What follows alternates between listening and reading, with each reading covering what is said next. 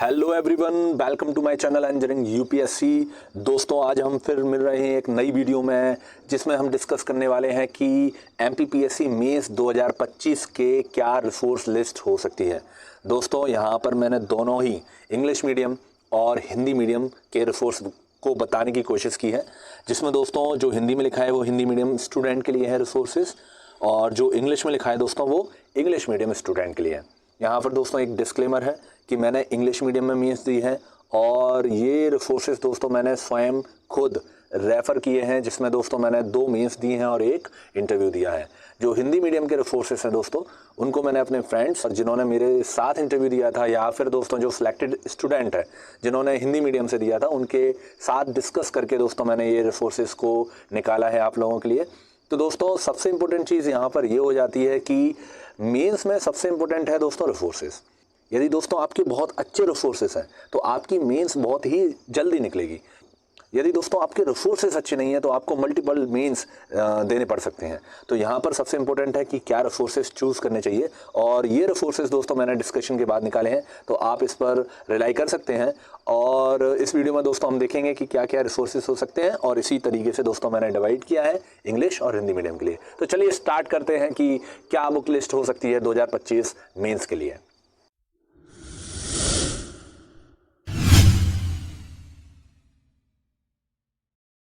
सबसे पहले स्टार्ट करते हैं दोस्तों यूनिट 1 की। यूनिट 1 को आपको चेतन मीना सर, जो हिंदी मीडियम में दोस्तों बहुत ही अच्छे नोट्स को प्रोवाइडर करने वाले माने जाते हैं, वहाँ से आप इनके नोट्स को ले सकते हैं। और इंग्लिश मीडियम के दोस्तों आपको आकार लेना है। यदि दोस्तों इंग्लिश मीडियम स्टूडेंट की बात की जाए तो उनको नोट्स की अवेलेबिलिटी में थोड़ा सा चैलेंज मिलता है। तो मैंने दोस्तों अपने नोट्स को लकी ज़ेरॉक्स से मंगाए थे। आप चाहें तो उनको कांटेक्ट कर सकते हैं। उनका जो दोस्तों कांटेक्ट नंबर और उनके रिस्पेक्ट में डिटेल दोस्तों मैं अपने डिस्क्रिप्शन में दे दूंगा, वहां से आप कांटेक्ट करके उनको अपने नोट्स को ऑर्डर कर सकते हैं। यदि दोस्तों बात की जाए यूनिट 2 की, तो यूनिट 2 में दोनों ही, चाहे वो हिंदी मीडियम हो चाहे इंग्लिश मीडियम हो, निर्माण के दोस्तों ये नोट्स बहुत ही कॉम्पैक्ट साइज़ में और कंसाइज वे में दिए हुए हैं। हालांकि कुछ इलाके में दोस्तों थोड़ा सा ज़्यादा डेप्थ है, तो आप उसको अपने अकॉर्डिंग मैनेज करिए, PYQ के अकॉर्डिंग। यदि दोस्तों यूनिट 3 की बात की जाए तो उसमें जो हिंदी मीडियम के नोट्स को दोस्तों मैंने देखा है आकार के, तो वो आकार के नोट्स अच्छे हैं। इंग्लिश मीडियम के दोस्तों आप महात्मा गांधी के लिए जा सकते हैं। महात्मा गांधी के नोट्स को दोस्तों मैंने पढ़ा है, बहुत ही कंसाइज वे में, बहुत ही अच्छी तरीके से उन्होंने पॉइंट फॉर्मेट में दिया हुआ है, तो आप वहाँ पर जाकर के उनके नोट्स को यूनिट 3 के लिए यूज़ कर सकते हैं। यूनिट 4 की बात की जाए तो दोस्तों आकार हिंदी मीडियम और English medium Mahatma Gandhi.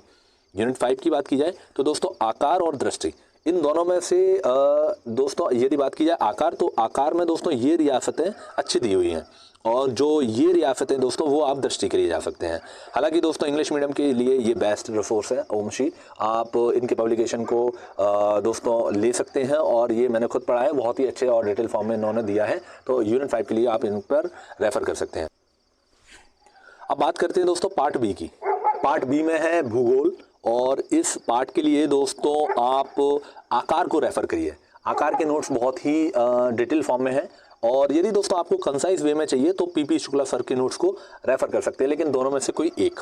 English medium वाले स्टूडेंट भी आकार को रेफ़र करना है, क्योंकि दोस्तों आकार बहुत ही अच्छे और कंसाइज वे में इन्होंने, थोड़ा डिटेल फॉर्म में है, लेकिन दोस्तों वो बहुत ही आपको यूजफुल मैनर में दिया हुआ है, बहुत ही रेलिवेंट है। तो मुझे लगता है आकार के लिए आपको ज्योग्राफी के लिए जाना चाहिए, बेस्ट रिसोर्स है ज्योग्राफी के लिए।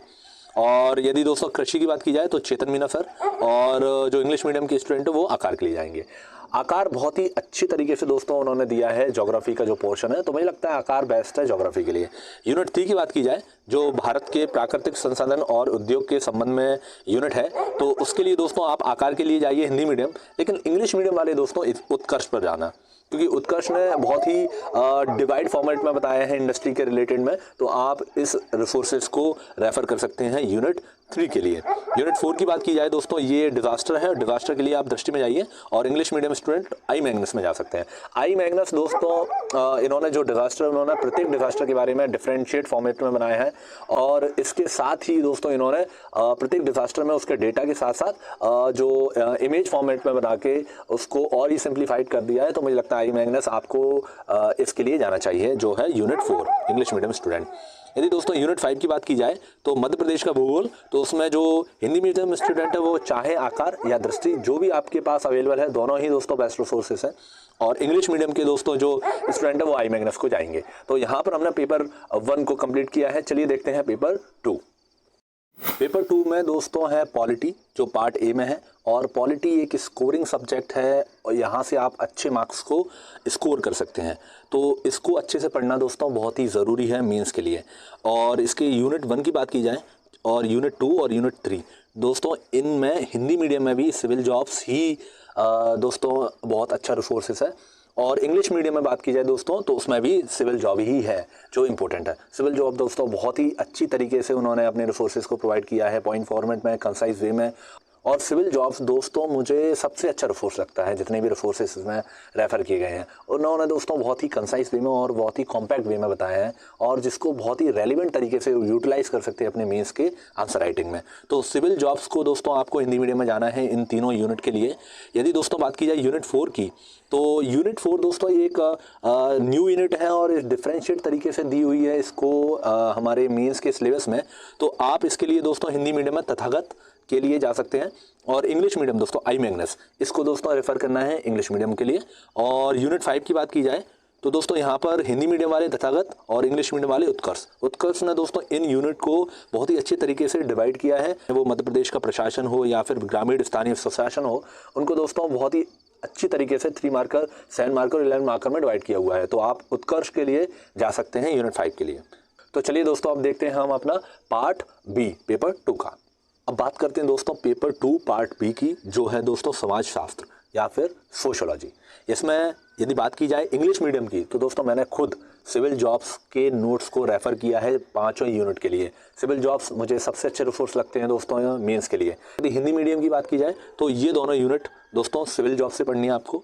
और ये यूनिट 3, यूनिट 4 और यूनिट 5, ये वाली यूनिट दोस्तों आपको दर्पण से पढ़नी है। इस यूनिट में दोस्तों दर्पण ने बहुत ही अच्छी तरीके से जो PYQ के ओरिएंटेड पहले भी दोस्तों ये यूनिट थी, और इसके बेसिस पर दर्पण ने दोस्तों डिफाइन किया हुआ है पूरे इस यूनिट के रिसोर्सेज को। तो बहुत ही रेलिवेंट रिसोर्सेज, बहुत ही कंसाइज रिसोर्सेज है। आप इस यूनिट के लिए वहाँ जा सकते हैं। मैंने खुद देखा है दर्पण की ये यूनिट हिंदी मीडियम में, तो आप यहाँ से रेफ़र करिए। यूनिट 4 की यदि बात की जाए दोस्तों, ये औद्योगिकरण, तो ये बहुत ही डीप यूनिट है। इसके लिए भी आपको दर्पण में जाना है, क्योंकि दर्पण में दोस्तों डिटेल फॉर्म में है और सिविल जॉब्स में पॉइंट फॉर्मेट में है। हालांकि दोस्तों इस यूनिट के लिए और इस यूनिट के लिए आपको डिटेल फॉर्म में पढ़ना होगा, जिसके लिए आपको दर्पण रेफ़र करना चाहिए, ताकि इंग्लिश मीडियम में दोस्तों आपको सिविल जॉब पर जाना है। तो चलिए बात करते हैं आप पेपर 3 की। अब बात करते हैं दोस्तों पार्ट ए पेपर 3 की। पेपर 3 दोस्तों पहले भी बहुत डायनेमिक पेपर हुआ करता था। हालांकि उसकी डायनेमिसिटी अब थोड़ी सी कम हो गई है, परंतु दोस्तों इसमें अभी भी बहुत सारे सब्जेक्ट हैं। पेपर 3 में पार्ट ए की यदि दोस्तों बात की जाए, जो इकोनॉमी का पार्ट है दोस्तों, वो थोड़ा सा डीप पढ़ने की आवश्यकता है, जिसमें मुझे लगता है कि जो यूनिट 1 है वो आकार से अच्छी किसी भी तरीके से दोस्तों नहीं हो सकती। आकार के नोट्स में यूनिट 1 बहुत ही अच्छे से दिया हुआ है, जो भारतीय अर्थव्यवस्था है इंग्लिश मीडियम में और हिंदी मीडियम दोनों में ही। चाहे दोस्तों यूनिट 1 की बात की जाए और यूनिट 2 की बात की जाए, तो आकार में दोस्तों बहुत ही अच्छी तरीके से दिया हुआ है। तो चाहे आप इंग्लिश मीडियम से हों, चाहे आप हिंदी मीडियम से हों, आपको यूनिट 1 और यूनिट 2 दोनों ही दोस्तों आकार से पढ़ने हैं, क्योंकि इकॉनमी को आकार ने बहुत ही अच्छे से बताया है। क्योंकि इकॉनमी में दोस्तों कंसेप्ट और उसके जो टर्म्स हैं वो बहुत ही इंपॉर्टेंट हो जाते हैं, और इकोनॉमिक थ्योरी दोस्तों बहुत ही इंपॉर्टेंट होती है, और उसको बहुत ही डीप तरीके से आकार ने बताया इन दोनों यूनिट में। यूनिट 3 की बात की जाए, यदि दोस्तों यूनिट 3 की बात की जाए, तो इसमें मध्य प्रदेश की अर्थव्यवस्था है, और ये बहुत ही इंपॉर्टेंट यूनिट होती है, क्योंकि दोस्तों इस यूनिट का यूज़ हम मल्टीपल यूनिट में करते हैं। चाहे यूनिट 1 हो, चाहे यूनिट 2 हो, चाहे दोस्तों पेपर जो 3 का पार्ट भी हो, तो इसको पढ़ने की बहुत अच्छे से आवश्यकता होती है। और इसको दोस्तों हिंदी मीडियम वाले दर्पण से पढ़ेंगे और इंग्लिश मीडियम वाले दोस्तों आई मैग्नस से। और ये दोस्तों इसकी चाहे यूनिट 4 हो, जिसमें दोस्तों मध्य प्रदेश में सामाजिक एवं आर्थिक विकास और जो सांख्यिकी है दोस्तों, ये तो दर्पण बेस्ट है। दर्पण यूनिट 5 बेस्ट है। यूनिट 4 दोस्तों दर्पण ही पढ़नी है आपको पेपर 3 पार्ट ए में, और इंग्लिश मीडियम वाले दोस्तों इन दोनों यूनिट को आई मैग्नस से पढ़ेंगे। आई मैग्नस में दोस्तों इकोनॉमी को बहुत ही अच्छी तरीके से इन यूनिट को, जो मध्य प्रदेश की इकोनॉमी है और दोस्तों जो ये वाला दोस्तों पोर्शन है इंग्लिश मीडियम का, बहुत ही अच्छी तरीके से उसको दोस्तों उन्होंने बताया है। तो पेपर 3 पार्ट ए की दोस्तों हमने बात की है। चलिए बात करते हैं पेपर 3 पार्ट बी की। पेपर 3 पार्ट बी में दोस्तों सबसे पहले आता है सामान्य विज्ञान, और ये यहाँ पर हिंदी मीडियम वाले दृष्टि से पढ़ेंगे। इंग्लिश मीडियम वाले दोस्तों यहाँ पर मैं लिखना भूल गया हूँ, सॉरी इसके लिए। इंग्लिश मीडियम वाले दोस्तों इसको पढ़ेंगे उत्कर्ष से, और ये दोस्तों जो कंप्यूटर है वो इंग्लिश मीडियम वाले उत्कर्ष से पढ़ेंगे। जो दोस्तों मैं इसके लिए माफ़ी चाहता हूँ, यहाँ पर मैं लिखना भूल गया हूँ। हिंदी मीडियम वाले दोस्तों इसको पढ़ेंगे आकार से। यहाँ पर ये बात ध्यान देने वाली है कि कंप्यूटर विज्ञान को आप आकार से पढ़ेंगे यदि आप हिंदी मीडियम से हैं, और दोस्तों यदि आप इंग्लिश मीडियम से हैं तो आप उत्कर्ष से पढ़ेंगे। यूनिट 3 की बात की जाए तो दोस्तों यूनिट 3 जिसमें आयुष है वो दोस्तों आकार से अच्छा नहीं है, कहीं भी आप जाएंगे हिंदी मीडियम में तो, और इंग्लिश मीडियम में दोस्तों उत्कर्ष से अच्छा नहीं है। तो आयुष को एक कॉम्पैक्ट टॉपिक है, छोटा सा टॉपिक है दोस्तों। इसमें वैरायटी ऑफ थिंग को पढ़ना होता है आपको, आयुष से रिलेटेड, आयुष मिनिस्ट्री और इस तरीके से जो दोस्तों उसके आयाम है उनको देखना होता है। तो मुझे लगता है आप आकार में जाइए यदि आप हिंदी मीडियम है, और इंग्लिश मीडियम में दोस्तों आप उत्कर्ष से जा सकते हैं।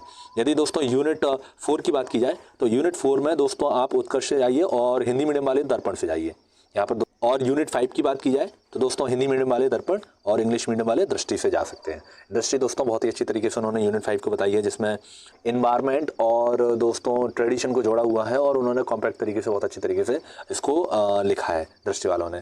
और दोस्तों इसको मैं फिर से बता देता हूँ क्योंकि यहाँ पर मैं लिखना भूल गया था। सामान्य विज्ञान दृष्टि, हिंदी मीडियम वाले, इंग्लिश मीडियम वाले दोस्तों उत्कर्ष, और कंप्यूटर विज्ञान हिंदी आकार और इंग्लिश मीडियम वाले उत्कर्ष। और यदि बात की जाए यूनिट 3 की तो यूनिट 3 में दोस्तों आयुष आकार से जाएंगे हिंदी मीडियम वाले, इंग्लिश मीडियम वाले उत्कर्ष से। और यहाँ पर दोस्तों जो यूनिट 4 है वो हिंदी मीडियम वाले दर्पण से जाएंगे, इंग्लिश मीडियम वाले उत्कर्ष से जाएंगे। और यूनिट 5 हिंदी मीडियम वाले दर्पण, इंग्लिश मीडियम वाले दृष्टि से जाएंगे। चलिए बात करते हैं दोस्तों अब हम अपने नेक्स्ट पेपर की, जो है पेपर 4।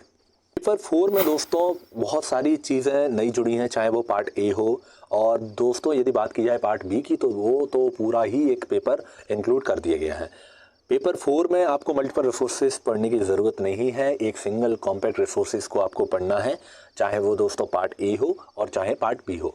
पेपर 4 की यदि बात की जाए तो 4 यूनिट दोस्तों उसकी थ्योरी है और 5वां यूनिट उसकी केस स्टडी है। तो इसी के लिए दोस्तों एक पर्टिकुलर रिसोर्सेज को आपको पढ़ने की ज़रूरत है। यदि दोस्तों बात की जाए पेपर 4 पार्ट ए की तो हिंदी मीडियम वाले दर्पण पर जाइए। दर्पण से अच्छा पेपर 4 का कोई भी रिसोर्स नहीं है पार्ट ए की बात की जाए।